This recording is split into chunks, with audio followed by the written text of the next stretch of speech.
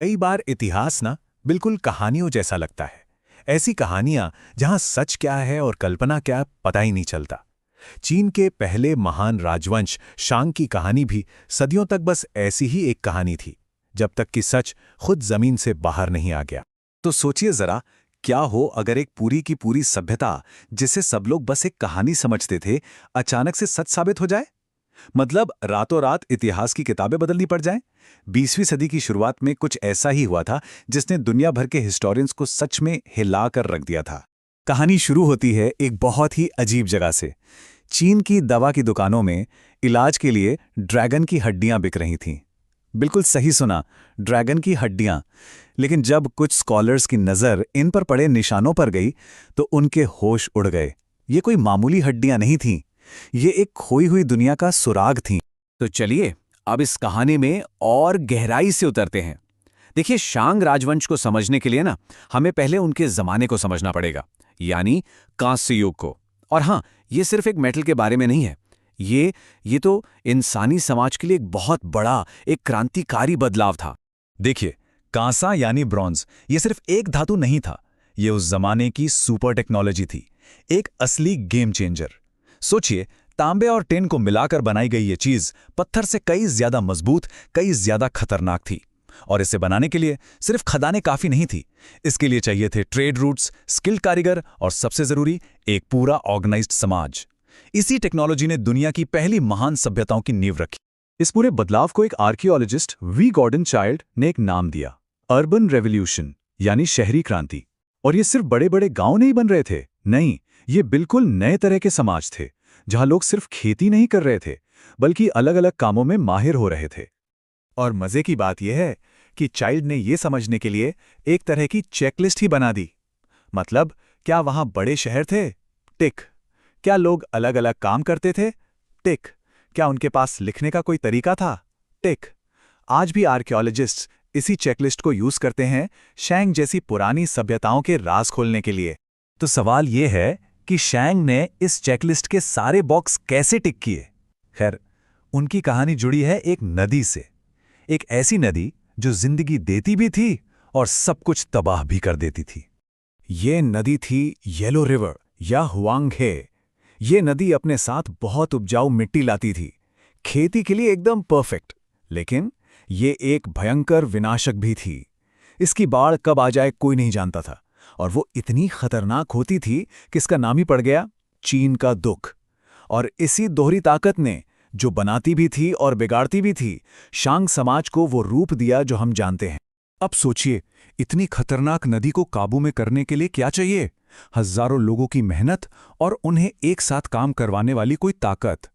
बस इसी जरूरत ने जन्म दिया एक मजबूत सेंट्रलाइज्ड पावर को, एक ऐसी सरकार को जो अन्यांग जैसे बड़े बड़े शहर बनवा सके, जिनके चारों ओर ऊंची ऊंची दीवारें थीं।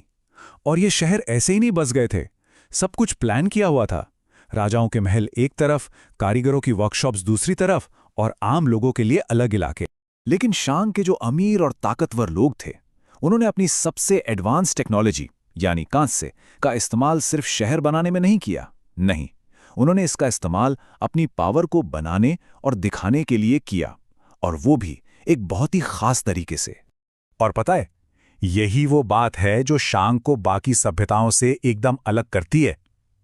जहां दुनिया में दूसरी जगह लोग कांसे से खेती के औजार जैसे हल वगैरह बना रहे थे, वहीं शांग के राजाओं ने इस कीमती मेटल पर अपना कब्जा जमा लिया। उन्होंने इसे आम लोगों की पहुंच से बिल्कुल दूर रखा। इसका इस्तेमाल सिर्फ एक चीज के लिए होता था, अपनी ताकत दिखाने और उसे कायम रखने के लिए। तो उन्होंने इससे दो खास चीजें बनाई। पहली, बहुत ही खूबसूरत और जटिल पूजा के बर्तन। इन बर्तनों का इस्तेमाल वो अपने पूर्वजों की पूजा में करते थे, ये दिखाने के लिए कि उन्हें भगवान का आशीर्वाद मिला हुआ है। और दूसरी चीज थी खतरनाक हथियार और लड़ाई वाले रथ। इनसे वो अपनी मिलिट्री पावर दिखाते थे और दुश्मनों को हराते थे। और जब एक कीमती चीज पर कुछ ही लोगों का कंट्रोल हो, तो क्या होता है? समाज में बंटवारा हो जाता है। तो कांस्य पर इस कंट्रोल की वजह से एक बहुत ही सख्त सोशल स्ट्रक्चर बन गया। सबसे ऊपर था राजा यानी वांग, जिसके पास सारी पॉलिटिकल और रिलीजियस पावर थी। उसके नीचे थे मिलिट्री के बड़े लोग, फिर स्किल्ड कारीगर और सबसे नीचे थे आम किसान और वो लोग जिन्हें लड़ाई में पकड़कर गुलाम बना लिया जाता था। चलिए अब वापस वहीं चलते हैं जहां से ये सब शुरू हुआ था, उन रहस्यमयी ड्रैगन की हड्डियों के पास, क्योंकि इस पूरी कहानी का सबसे बड़ा राज तो उन्हीं में छिपा था। असल में वो हड्डियां किसी ड्रैगन की नहीं थीं। वो तो बैल के कंधे की हड्डियां या फिर कछुए की खाल का निचला हिस्सा थीं। और उन पर जो लिखावट थी वो कुछ और नहीं बल्कि चीनी भाषा का सबसे पुराना, सबसे पहला सबूत थी। मतलब अचानक से एक गुमनाम राजवंश इतिहास से बातें करने लगा था। इन हड्डियों को ओरेकल बोन्स कहते हैं क्योंकि इनसे भविष्यवाणी की जाती थी। प्रोसेस बड़ा दिलचस्प था। राजा हड्डी पर एक सवाल लिखवाते थे, जैसे क्या इस साल फसल अच्छी होगी या क्या हम लड़ाई जीतेंगे। फिर उस हड्डी को गर्म किया जाता था जिससे उस पर दरारें पड़ जाती थीं और फिर राजा उन दरारों को पढ़कर पूर्वजों या देवताओं का जवाब बताते थे। वही अकेले थे जो इंसानों और देवताओं की दुनिया के बीच एक पुल का काम करते थे। ये देखिए, ये एक असली सवाल जवाब का उदाहरण है जो एक हड्डी पर मिला। इस तरह की लिखावट से हमें सीधे सीधे पता चलता है कि शांग राजाओं को किन बातों की फिक्र रहती थी। लड़ाई, फसल, राजघराने में किसी का जन्म और तो और राजा के दांत के दर्द की भी। ये उनके समाज में झांकने के लिए एक खिड़की की तरह है। और हम यहाँ 1 या 2 हड्डियों की बात नहीं कर रहे हैं। आर्कियोलॉजिस्ट्स को अब तक 1.5 लाख से भी ज्यादा ऐसी ओरेकल बोन्स के टुकड़े मिल चुके हैं। सोचिए, ये तो जैसे हड्डियों पर लिखी हुई एक पूरी की पूरी लाइब्रेरी है।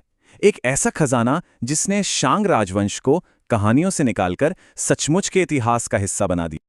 तो शांग राजवंश हमेशा तो नहीं रहा, आखिर में उसका भी अंत हुआ।